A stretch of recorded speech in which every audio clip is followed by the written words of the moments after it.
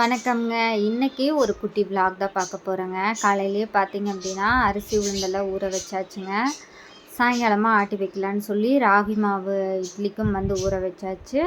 நார்மலாக அரிசி மாவு இட்லிக்கும் ஊற வச்சுட்டுங்க என்னோடய ஸ்டிச்சிங் வேலையை பார்க்க போகிறேங்க.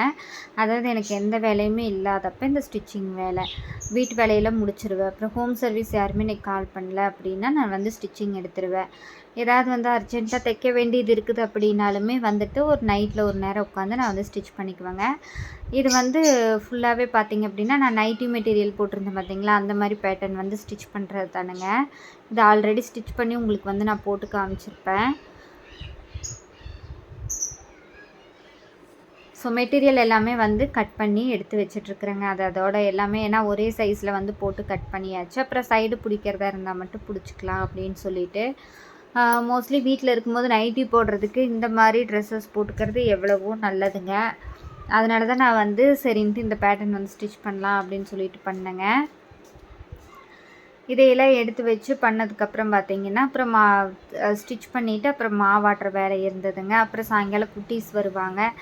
இந்த மாதிரி டே ரொட்டீன் போய்கிட்டே இருக்குங்க. நான் வச்சுருக்கிற ஒரு மிஷின் வச்சு தான் நான் இந்த மாதிரி அடுத்தடுத்து ஒர்க் பண்ணிகிட்டே இருக்கிறேன்னு வைங்களேன். இப்போ நைட்டி கிளாத் பார்த்திங்க அப்படின்னா சிங்கிள் பீஸ் 220 ரூபாய்க்கும் 5 பீஸ் வாங்கினா 1000 அப்படின்னு சொல்லி நம்ம சேல்ஸும் பண்ணிகிட்ருக்குறோங்க. அது மாதிரி ஸ்டிச் பண்ணி கேட்டாலும் நம்ம ஸ்டிச் பண்ணியும் கொடுத்துட்ருக்குறேங்க. யாருக்காவது வேணும் அப்படின்னா கண்டிப்பாக டிஸ்கிரிப்ஷனில் நான் டீட்டெயில்ஸ் கொடுக்குறேன். நீங்கள் கால் பண்ணி வாட்ஸ்அப் பண்ணி நீங்கள் புக் பண்ணிக்கோங்க. பீஸ் வேணுனாலும் நீங்கள் வாங்கிக்கலாங்க. இது பார்த்திங்க அப்படின்னா ஸ்ட்ரைட் குர்த்தியாக ஸ்டிச் பண்ணுறேங்க. இது பாருங்கள், பழைய சாப்பாடு அதுக்கப்புறம் எல்லாம் கட் பண்ணி வச்சுட்டேங்க. பழைய சாப்பாடும் பழைய சட்னியும் இருந்துச்சு.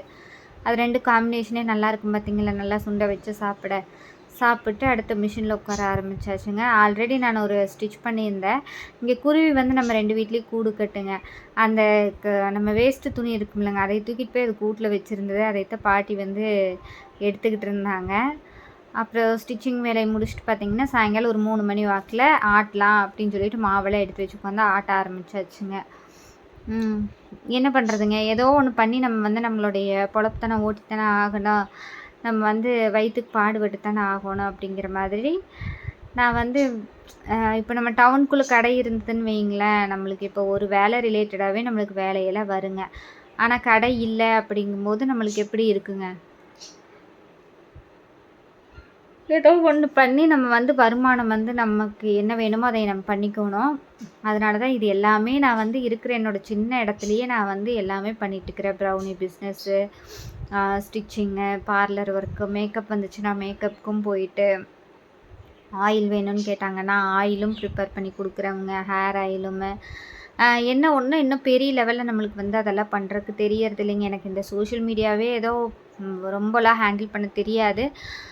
ஏதோ எனக்கு தெரிஞ்ச அளவு ஹேண்டில் பண்ணிகிட்ருக்கிறேன். அதனாலேயே என்னமோ எனக்கு அதெல்லாம் பெரிய லெவல் கொண்டு போகிறதுக்கு அந்த மார்க்கெட்டிங் ஆடெல்லாம் பண்ணுற அளவுக்குலாம் எனக்கு எதுவும் தெரியாது. சரி, இதுலேயே பெரிய எடிட்டிங்கெல்லாம் ஒன்றும் இருக்காது. வீடியோ எடுக்கிறோம், கட் பண்ணுறோம், அப்புறம் திருப்பி வாய்ஸ் ஓவர் கொடுக்குறோம், அப்லோட் பண்ணுறோம். அந்த மாதிரி தான் ஏதோ ஒரு பீக்கில் போயிட்டுருக்குதுன்னு வைங்களேன். ஈவினிங் பார்த்திங்கன்னா குட்டீஸ் எல்லாம் வந்துட்டாங்க. அண்ணாவும் இன்றைக்கி டியூட்டி இல்லைன்னு நேரமே வந்துட்டாங்க. அண்ணா எல்லாத்துக்கும் தர்பூசணி பழம் கட் பண்ணி கொடுத்தாங்க. எல்லாம் சாப்பிட்டாச்சுங்க. அதுக்கப்புறம் பார்த்திங்கன்னா தீபம்லாம் போட்டு சாமியெல்லாம் கும்பிட்டதுக்கப்புறமா பார்த்திங்கன்னா மாவு அடுத்த நாள் காலையில் பார்த்திங்க அப்படின்னா மாவு நல்லா பொங்கி வந்துருச்சுங்க. இது இட்லி நல்லா வருங்க. இது நான் தனியாக வேறு ஒரு வீடியோவில் நான் உங்களுக்கு ஷேர் பண்ணுறேன். இது எப்படி நான் இட்லிக்கு ஆட்டினேன் அப்படின்னு சொல்லி. நல்லா கடை இட்லி மாதிரி நல்லா வருங்க. இப்போ இதுலேருந்து அம்மா வீட்டுக்கும் பார்சல் மாவு கொடுத்து விட்டாச்சுங்க. அப்புறம் நம்ம வீட்டுக்கும் நம்ம வச்சுக்கிட்டோங்க. அப்புறம் பாப்பா தம்பியில் இருக்கிறதுனால சாயங்காலம் வந்தால் பசிக்குதும்பாங்க. அதனால் நம்மளுக்கு இப்படி ஒரு ஸ்டாக் வச்சுக்கிட்டோம்னா டக்குன்னு ஏதோ ஒன்று அவங்களுக்கு பண்ணி கொடுத்துர்லாம். இங்கே பாருங்க, ராகி இட்லி நல்லா நாங்கள் மத்தியானம் என்ன பண்ணோம்னா இட்லியை கரைச்சி தயிர் ஊற்றி வெங்காயம் வச்சு மிளகா வறுத்து சாப்பிட்டுக்கிட்டோங்க. இந்த மாதிரி தான் அடுத்த நாள் போச்சு. அதுக்கப்புறம் அப்படியே ஹோம் சர்வீஸ் இந்த முகூர்த்த நாள் வந்துச்சுன்னா ஒரு 1 வீக்குக்கு பார்த்திங்க அப்படின்னா எனக்கு eyebrow, facial, hair cut, makeup, mehndi இது எல்லாமே வந்துட்டுருக்கு. ஸோ அதுக்காக நான் கிளம்பிட்டேன். ஸோ அதை இன்னொரு விலாகில் உங்களுக்கு நான் சொல்கிறேன்.